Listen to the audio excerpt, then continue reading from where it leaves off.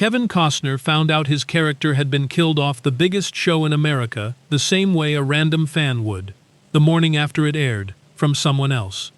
He hadn't watched it. No one from the production had called him. For a man who had carried that show on his back for 5 years, that says everything. For nearly 2 years, the public narrative was simple and brutal. A washed-up star, too greedy and too difficult, had abandoned the show that rescued his career. He never fought back. He stayed quiet while the country made up its mind. But the real story is far more complicated and far more interesting than the one that went viral. To understand what Costner lost, you have to understand what he built. Yellowstone wasn't just a hit when he joined it. It became a phenomenon.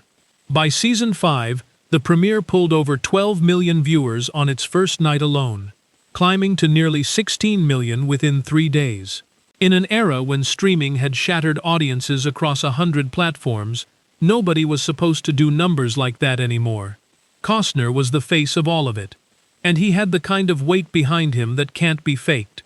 This was the man who directed and starred in Dances with Wolves at 35, a 3-hour Western shot partly in the Lakota language, based on a novel nobody wanted to publish, set in a genre Hollywood had declared dead. Every major studio passed. He put in $3 million of his own money to finish it. The industry nicknamed it Kevin's Gate and sharpened its knives. It won 7 Academy Awards, including Best Picture and Best Director. That's who John Dutton was built on. So the idea that he'd casually walk away from the most valuable franchise on television never quite added up. According to Costner, he didn't walk away. The production stalled. Scripts for the second half of season 5 weren't delivered, and by his account, the show sat idle for around 14 months.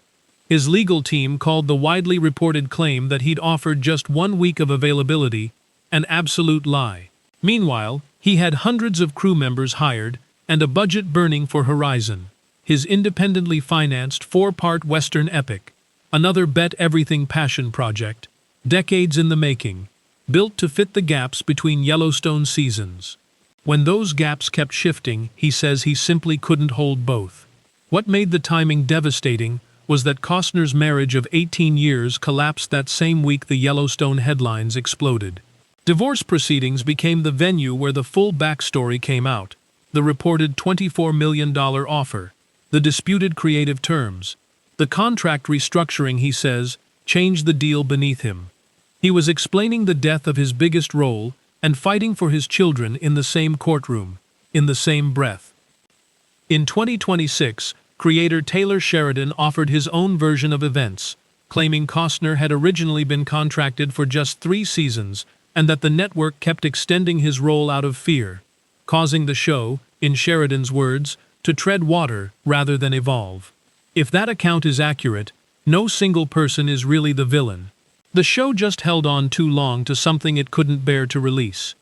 John Dutton died alone, off-screen, and the man who made him iconic heard about it the next morning.